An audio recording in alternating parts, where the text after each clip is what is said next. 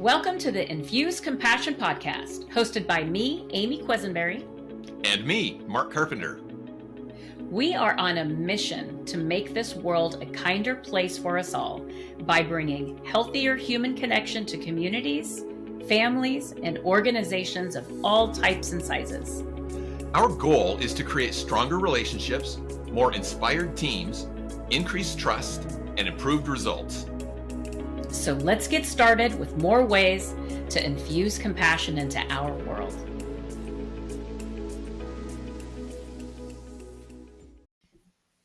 Hello, Compassionators. Welcome to this episode of the Infuse Compassion podcast. Amy and I are going to talk about our most recent guest, Chester Elton. And if you haven't listened to the episode of Chester Elton when we talked with him last week, you need to go do so. I'm a consumer of podcasts on audio, typically, usually while I'm doing something else, and I listen to it in the background to learn. I'm going to encourage all of you to watch this one on YouTube, because Chester has a lot of visuals that he brings into play too, not the least of which were his orange socks. And so with that, I'm just going to encourage you to go back and listen to that episode with Chester Elton. But I want to, Amy, throw it to you to get your kind of top impressions that you had from our conversation with Chester. Yeah. You know, first, I want to take a minute to thank you, Mark, for bringing Chester. Just what a true gem, right? Really, really a beautiful, beautiful human being. There's so much that he said that I was like, yes. But there are two key things that I just want to start with. One is knowing your people's story. Wow. And he said, everything changes when you know their story. Everything changes. Because, and I'm going to take it a step further, if we don't know their story and they're doing things that we don't understand, we're filling in the blanks with what we're making up in our head. And is that really fair? No.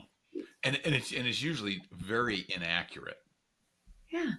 And and the story we fill in our heads too is much more about us than it is about the other person. 100%.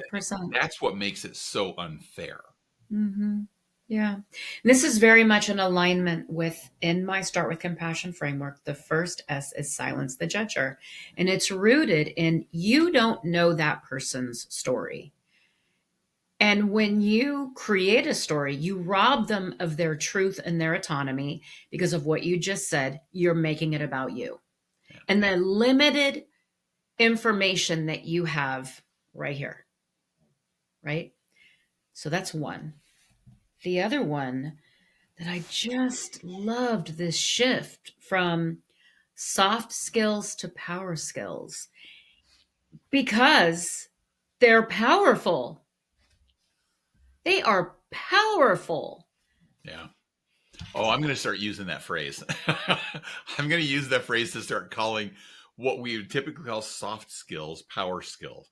I mean, in my book, in my class, Lead Like a Person, Not Like a Position, I talk all the time about 3 key leadership skills to help you lead like a person. Listen intently, communicate intentionally, recognize individually.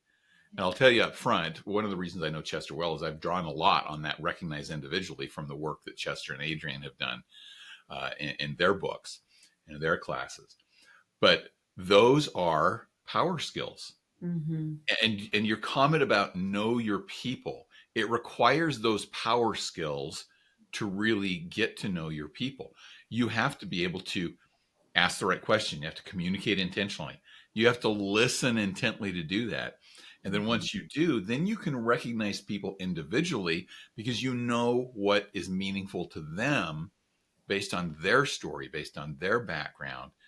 And so when you're recognizing individually, you're recognizing them in the way that they want to be recognized. Yeah. Yeah. And what a difference. And again, going back to that creates powerful moments. Yeah. Right? Moments that lead to loyalty, dedication, performance through the roof. Right? So What about you? Well, the know your people was the first thing that stood out in my mind. There was another statement that he made, and this is my background, my emphasis in focusing on leaders in organizations. He said, as a leader, you play three roles. Mm-hmm. You're a coach, a teacher, and a mentor. Mm-hmm. First and foremost, if you can think of yourself as a leader, as a coach, a teacher, a mentor, Yeah. you're going to have those strong teams and those powerful moments that lead to what you're known for as a leader. Yeah. Now, I didn't warn you that I was going to do this, Amy. I'm going to throw something at you here. Do it. Let's do it. Amy looks at me and goes, Keeping "Oh, me I've known you sharp, long Mark. enough. This always happens. You do this to me all the time." He mentioned an exercise. He said, "Write down the names of Oh, people who have had the biggest impact in your life." yeah. Now, I watched your face when he said that. I know you were thinking of people, and so was I. Mhm. Yeah. And think about what those people did for you that Mhm. made them the most impactful in your life.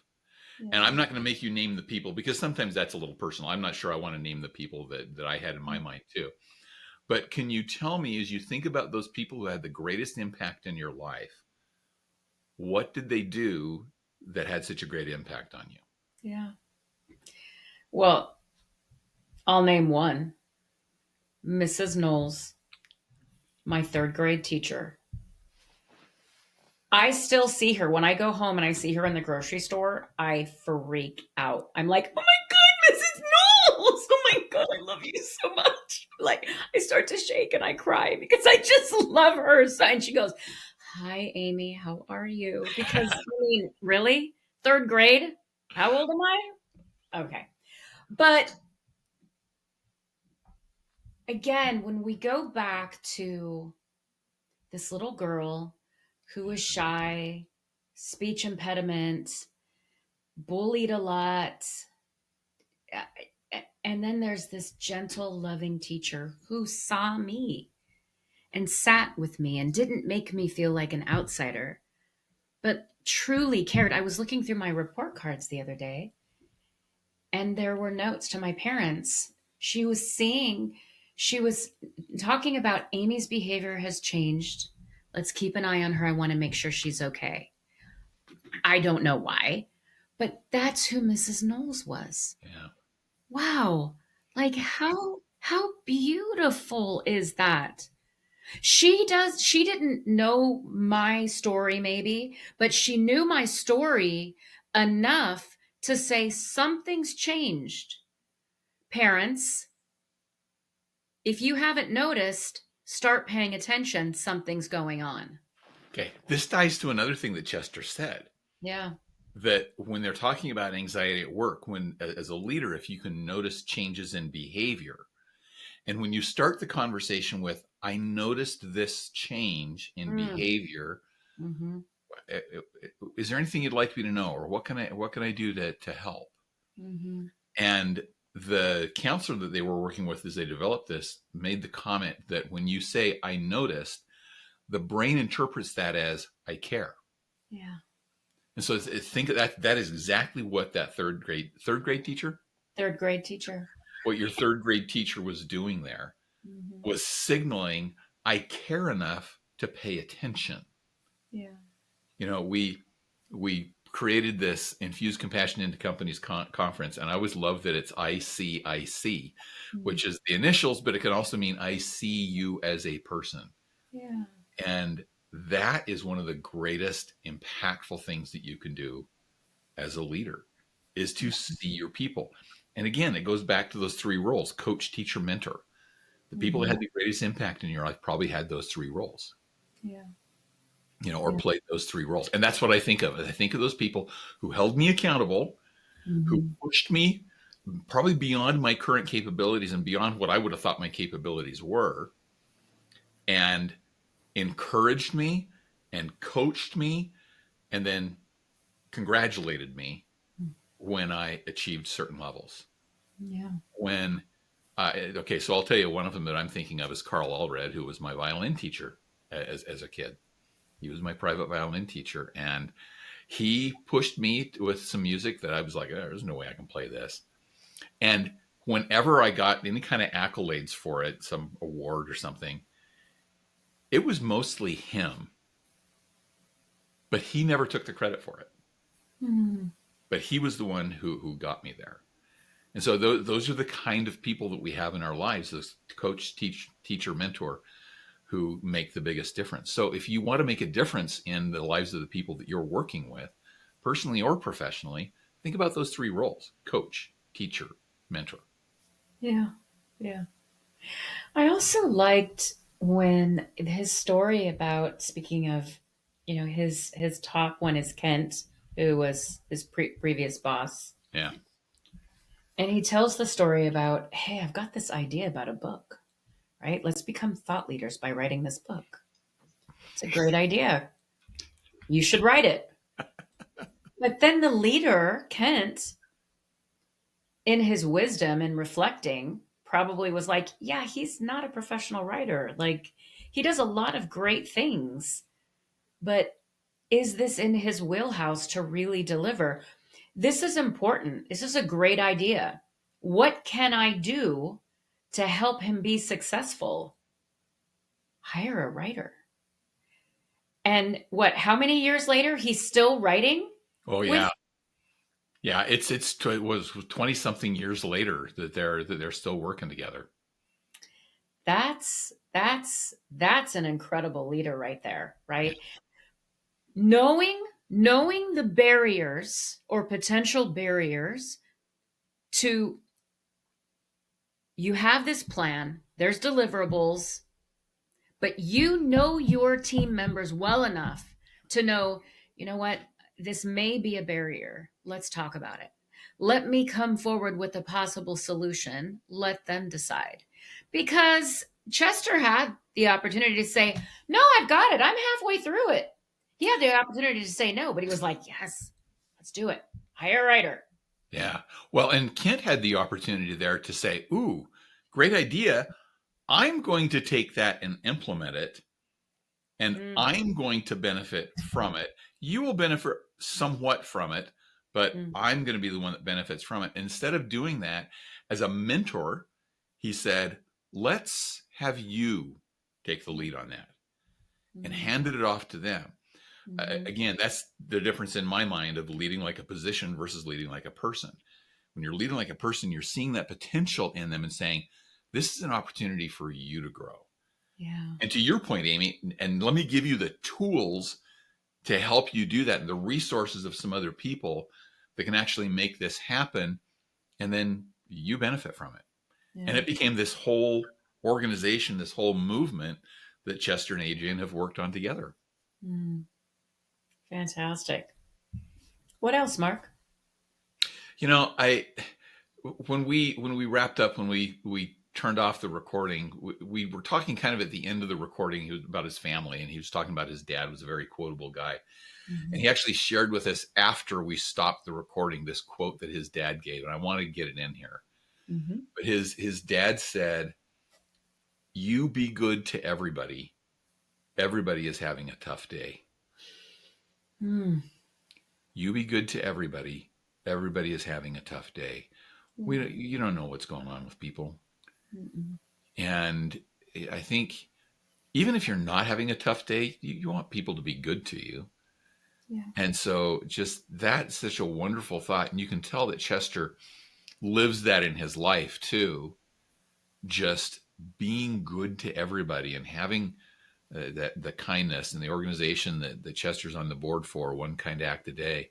Fantastic organization. I went to their conference this year, and they do an annual conference in April. So we're going to put their link in the show notes as well. So go look up One Kind Act a Day. But it's very fitting that he's on the board, that Mm. Chester's on their board, because he is exuding that One Kind Act a Day principle. Mhm. And again, that becomes a power skill in life, in work life, as well as in personal life. That one kind act a day is a great power skill. I also loved how he said that it's not natural for people. Mhm. Some people say, "Oh, this I can't. It's hard for me to go out and find one kind act a day to do. Just really to focus on finding kindness to do." And Chester said, "It's not natural for any of us. It takes work. It takes development. It's a skill. You develop it as a habit until it becomes more natural." He said, "You got to get in the reps. Yeah. You just got to keep doing it and keep doing it and keep doing it. That is the only way kindness becomes a natural part of your day to day." Yeah. Get in your kindness reps. Yeah. Right? I'm going to go to the kindness gym. I'm going to get in my reps today. How Yeah. about that? Yeah. Right? There you go. Let's build some kindness muscles, folks. Yeah. And just like at the gym, what do you do as you go to the gym on a daily basis? You try to do a little more and a little more and a Yeah. little more. But you got to start someplace. You can't start with, I'm going to go, create an organization that changes the world. You have to start with, can I do these day to day activities that demonstrate kindness and that have that ripple effect? You were talking some in our conversation with Chester about that ripple effect of kindness too. Yeah. Yeah. Well, and when he talked about he he was telling a story. He made up a name, Janet.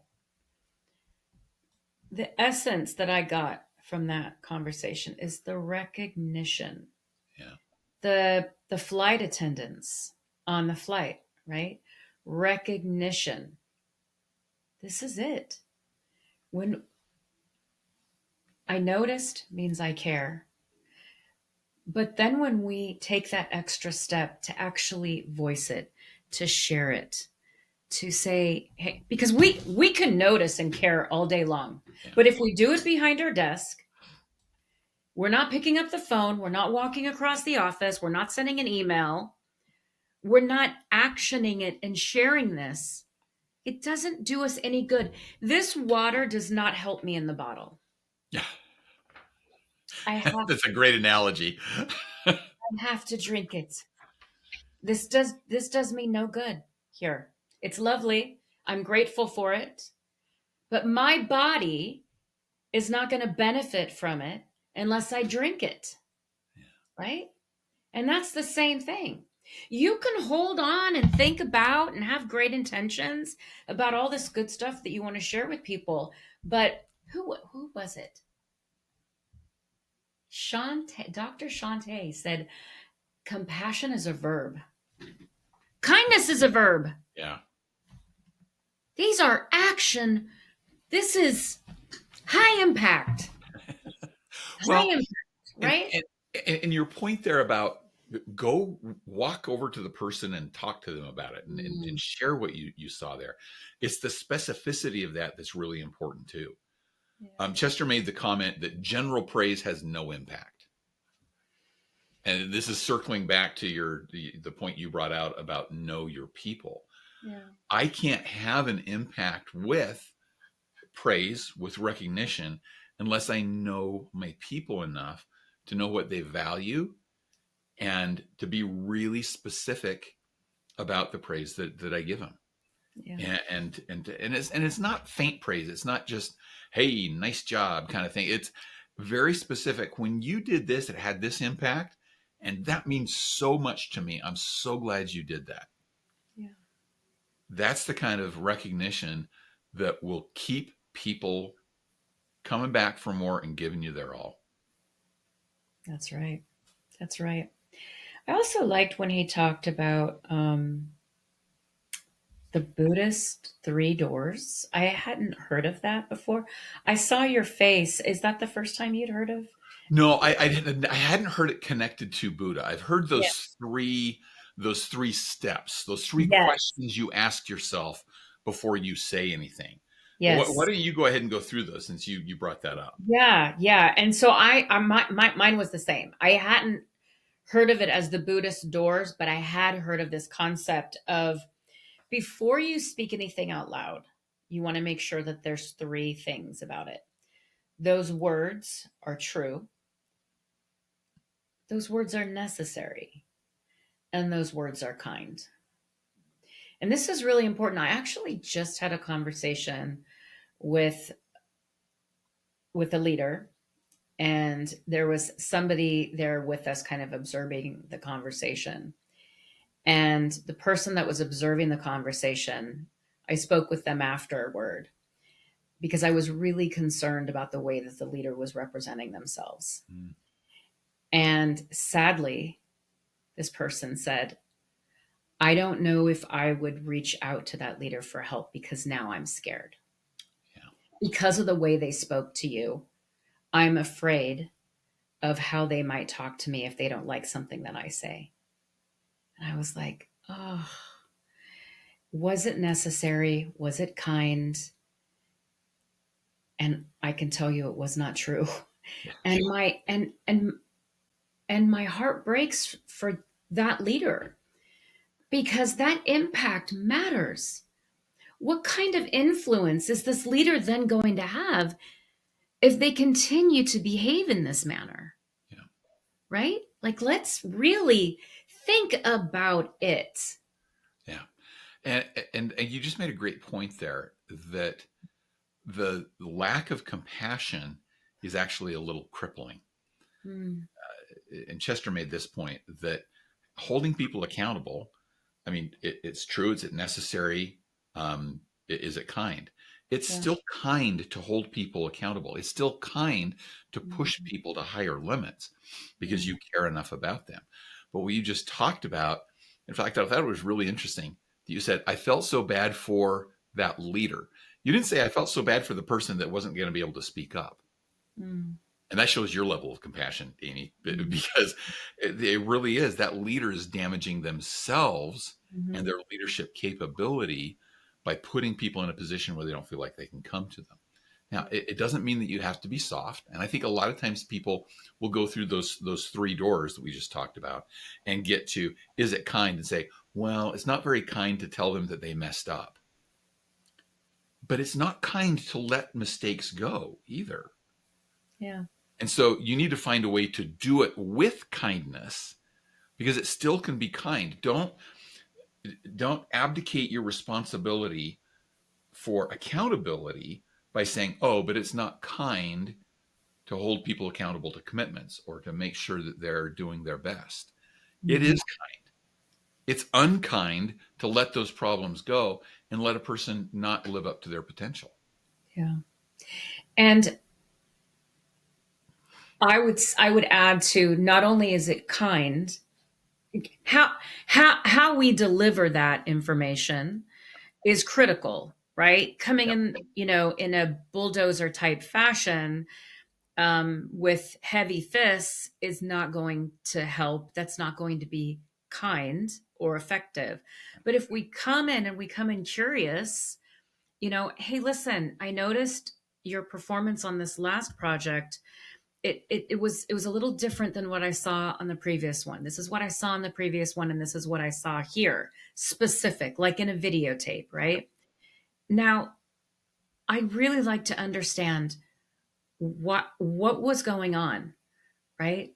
Because again, there could be valid reasons. Yep. Let's under versus a bunch of assumptions, blame, not having the conversation because we're scared. So now we're going to give them a lower rating and not tell them why, or we're going to give them an appropriate rating. And I love what Chester said about um that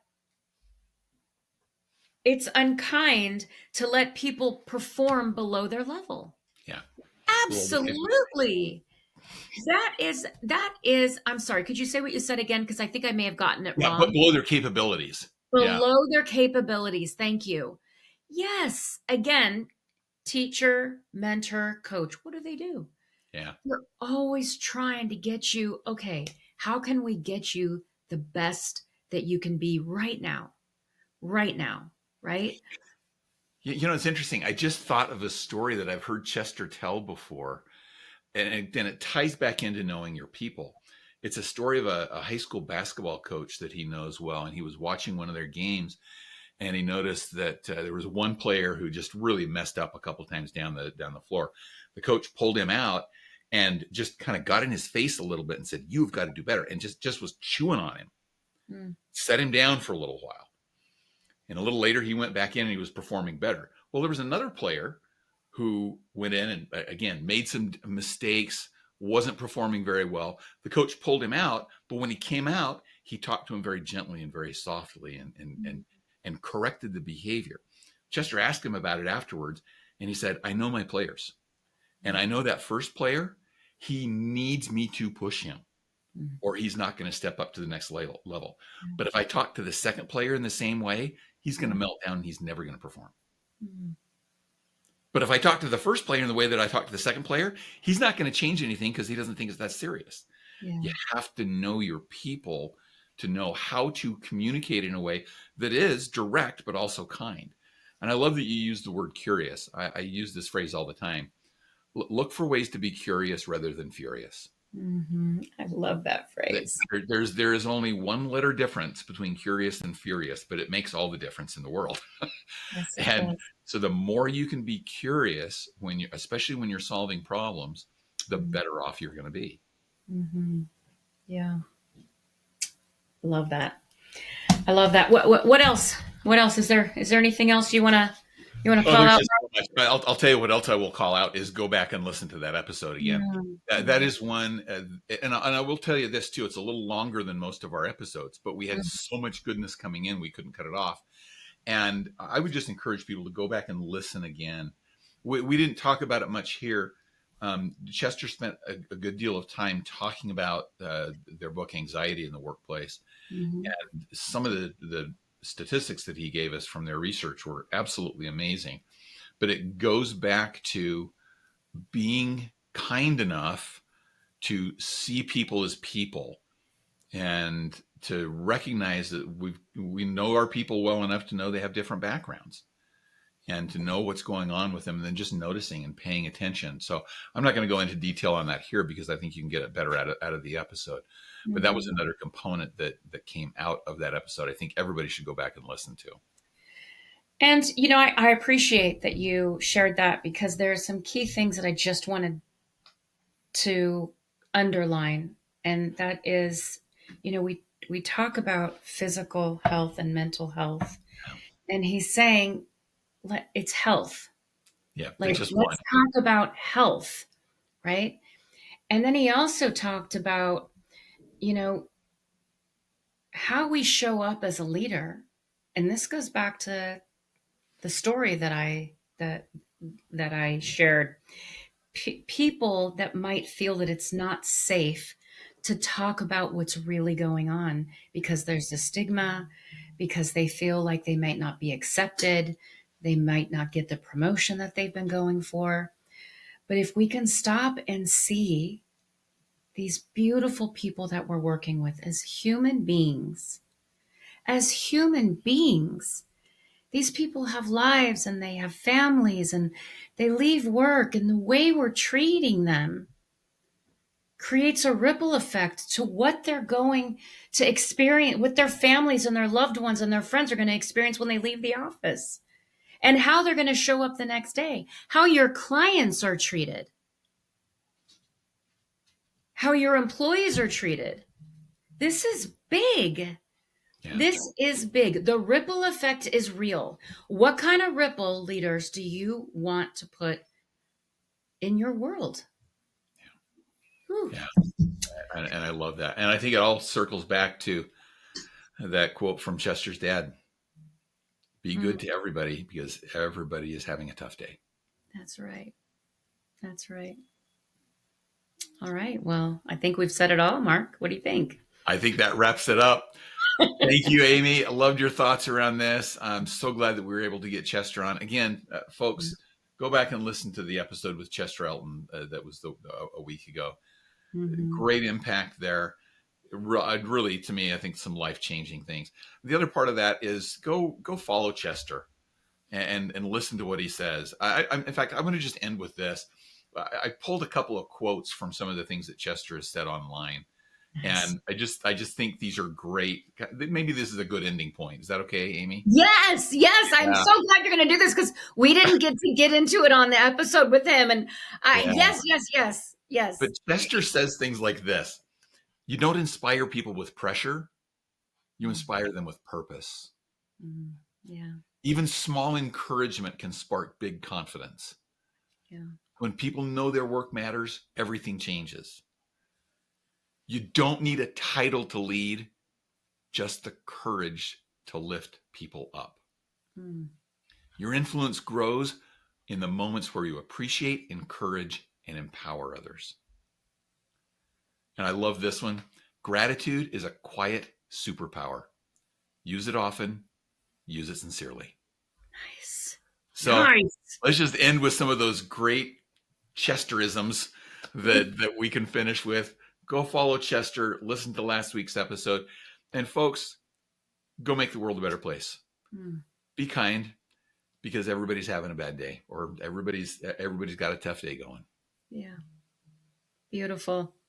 Beautiful, beautiful close. We'll see you next time, folks. Bye.